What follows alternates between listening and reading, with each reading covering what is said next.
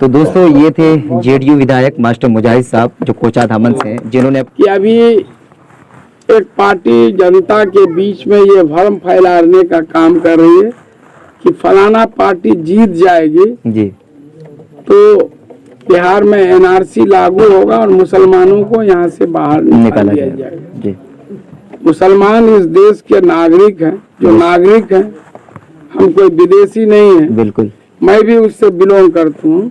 किसी के बाप की मजाल नहीं है कि जो यहाँ से किसी को निकाल।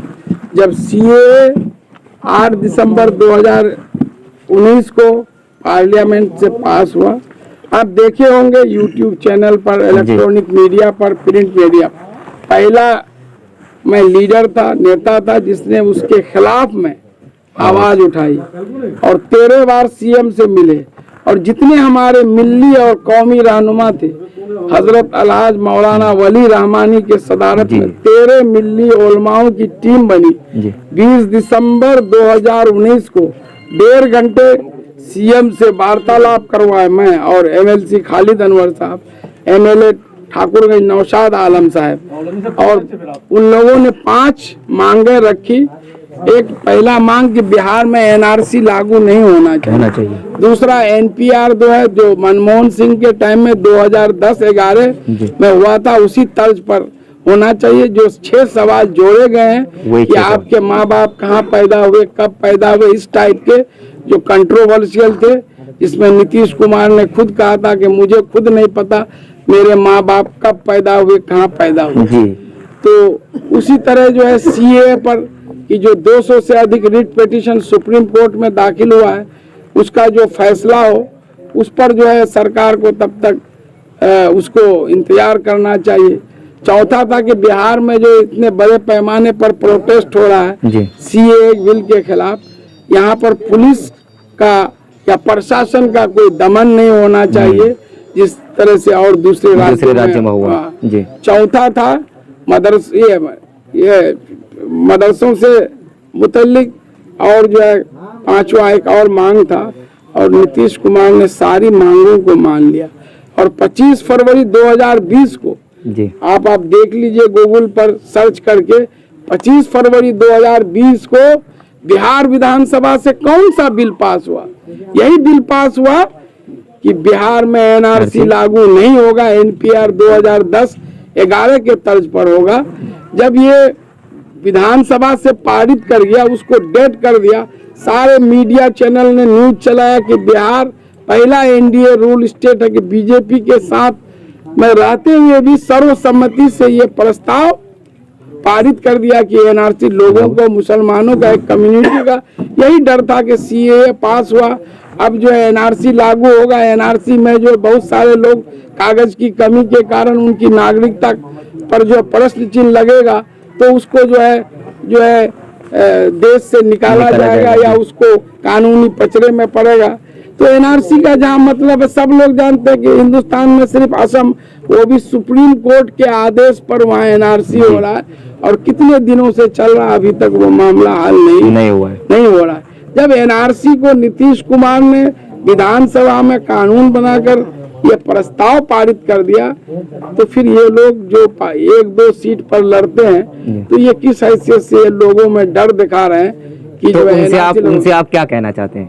तो मैं ऐसे लोगों से ये कहना चाहूँ कि आप विकास के नाम पर वोट मांगिए कि अगर हम यहाँ, आपका कहना यह है कि किसी को मतलब इल्जाम लगा करके आप वोट ना मांगे, विकास के नाम पर वोट मांगे, काम के नाम पर। सही बात, लोगों को गुमराह नहीं करें। आप सारे लोग दानिश्वर लोग हैं, आप खुद देख लीजिए, सब लोग जानते हैं। जब एनआरसी के मामले को ठंडे बस्ते में डाल दिया, 15 साल से नीतीश कुमार बिहार में हुकूमत चल रहा है, बीजेपी के साथ है, बीच में सिर्फ 2.5-3 साल ही बीजेपी से अलग हुआ।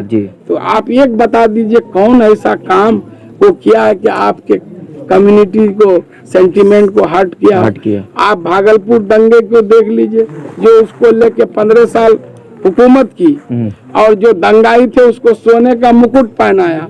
नीतीश जी आए 2005 में, 29 केसेस को फिर से खुलवाया, सारे दंगाई को उम्र कैद की सजा दिलाई। जितने लोगों का जो है लूम फैक्ट्री जो है जला दिया गया था, सबको मुआवजा दिलाया गया। जिनकी जमीनें कब्जा कर ली गई थी उनको वापस दिलाया। बिहार पहला स्टेट है जहां दंगा पीड़ितों को आज भी पेंशन मिल रहा है।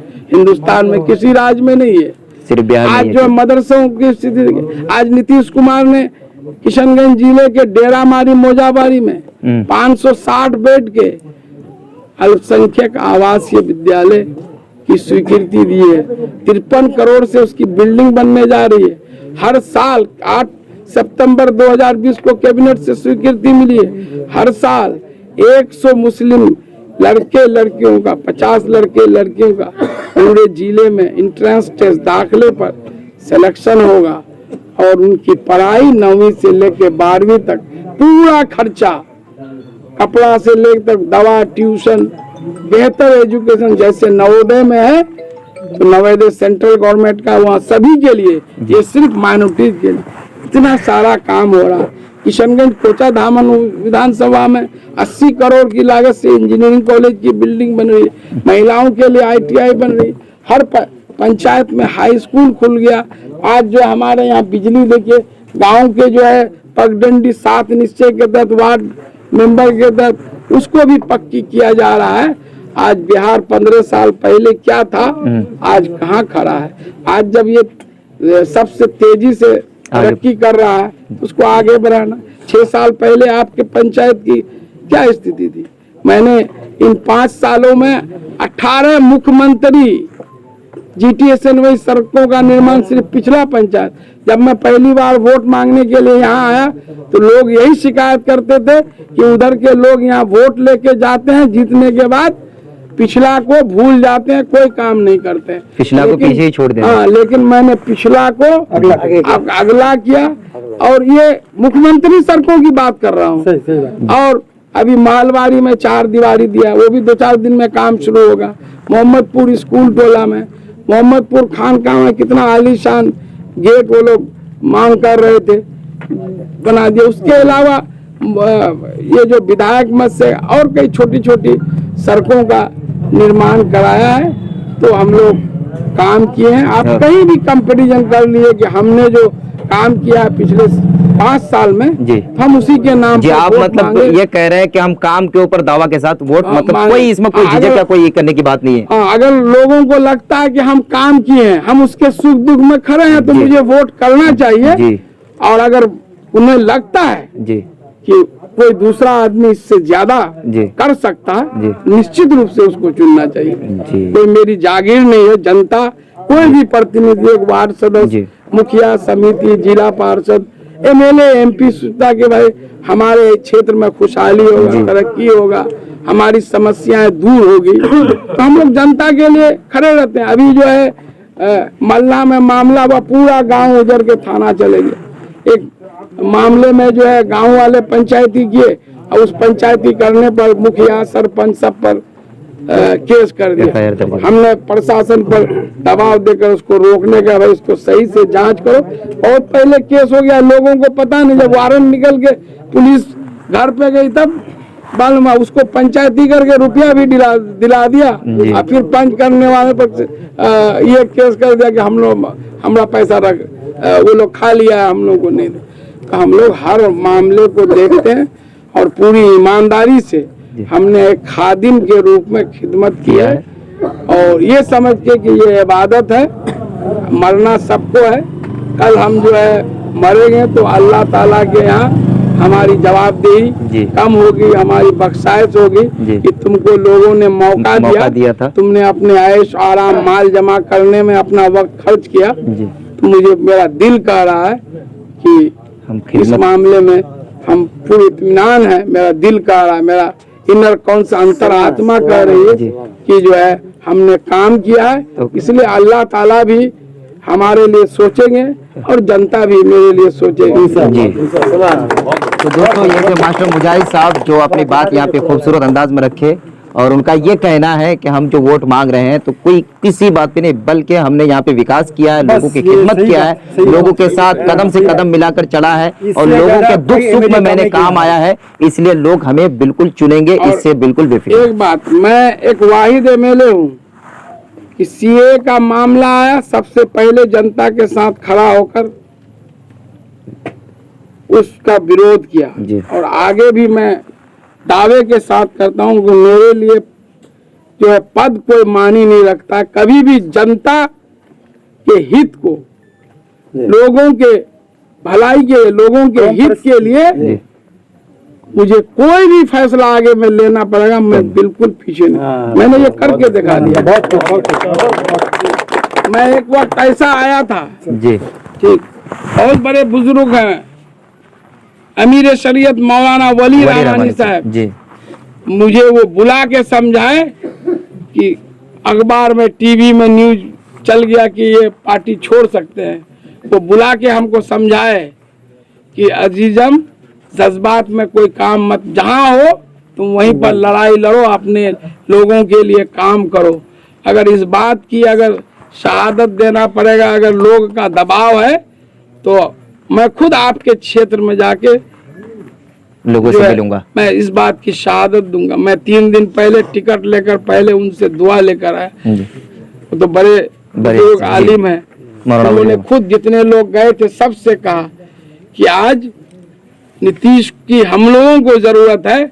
अगर नीतीश कमजोर होगा तो जो चीज का हम लोगों को डर है वो ताकतें भारी हो जाएंगी और हमारे लिए, और जो अगल बगल में जो दुश्वारियां हैं वो हो जाएगी। यहाँ पर सीए के खिलाफ कोई मामला हुआ, आज देख लीजिए दूसरे राज्यों में, दिल्ली में जी, बंगाल में देख लीजिए, यूपी में देख लीजिए, बेंगलोर में कर्नाटक में देख लीजिए, कितने मामलात करके आज जामिया के लड़कों को अरेस्ट किया जाता है कि ये लोग प्रोटेस्ट किए तो ऐसा किए। अलीगढ़ के लड़कों को ये किया जाता है। बिहार में ऐसा कुछ हुआ क्या? आप देखिए। और राज्य से जज्बात से कोई फैसला नहीं लेना है। हम आप हाँ, आपको लगता है कि हम नहीं, नकार है तो एकदम वोट मत दीजिए, लेकिन जज्बात से फैसला मत लीजिए।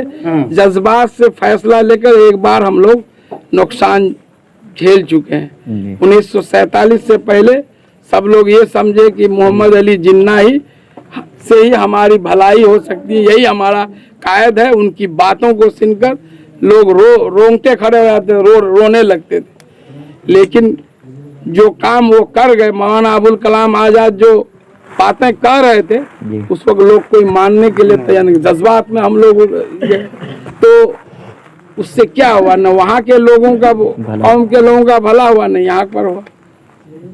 आज वहाँ के लोग कितने परेशान, जो यहाँ से गए मुहाजिर कहलाते हैं। मस्जिदों में बम फूट रहा है, खानकाहों में बम फूट रहा है। वहाँ तो मजहब के नाम पर मुल्क का तकसीम हुआ, फिर वो उसको 2 भाग में बांट गया। बोले हम बांग्ला बोलते हैं तो वो दूसरा भाषा बोलता है, बांग्लादेश अलग बन गया। तो इसलिए जज्बात से कोई फैसला नहीं लेना। हम अगर जज्बाती हो जाएंगे, हम जिस मुल्क में रहते हैं, तो जो मेजर कम्युनिटी है वो भी जज्बाती होगी। आज भी बहुत सारे लोग यहाँ हैं जो बहुत सारे इश्यूज, हमारे इश्यूज को लेकर वो आवाज़ उठाते हैं, तो फिर वो क्यों मेरे इश्यूज को लेकर आवाज़ उठाएंगे? इसलिए यही मेरी सब लोगों से अपील है कि आप वोट आपका अख्तियार है। बहुत सारे लोग बहुत माल जमा के बाहर से, इधर से लेके, और जो भी उम्मीदवार हैं इससे पहले वो कोई पद में है, आप लोग खुद दूर के नहीं, मालूम कर लीजिए उनका कार्यकाल पब्लिक के साथ कैसा रहा है, आपको खुद जानकारी मिल जाएगी। तो दोस्तों, ये थे मास्टर मुजाहिद साहब, कोचा धामन विधायक जेडीयू से, जो उन्होंने अपनी बात यहाँ पे रखी और यहाँ के जनता से यही उन्होंने कहा कि यहाँ पे जो मैंने खिदमत किया और लोगों के कदम से कदम मिलाकर चला और हमेशा से दुख सुख में जो उसके साथ रहा, वो जनता अगर हमको एक्सेप्ट करती है तो जनता के साथ हमेशा से यही खिदमत और यही इसी तरीके से मैं जारी व सारी रहूँगा। इसलिए मास्टर मुजाहिद साहब बहुत बहुत शुक्रिया आपका। आपका भी बहुत बहुत शुक्रिया।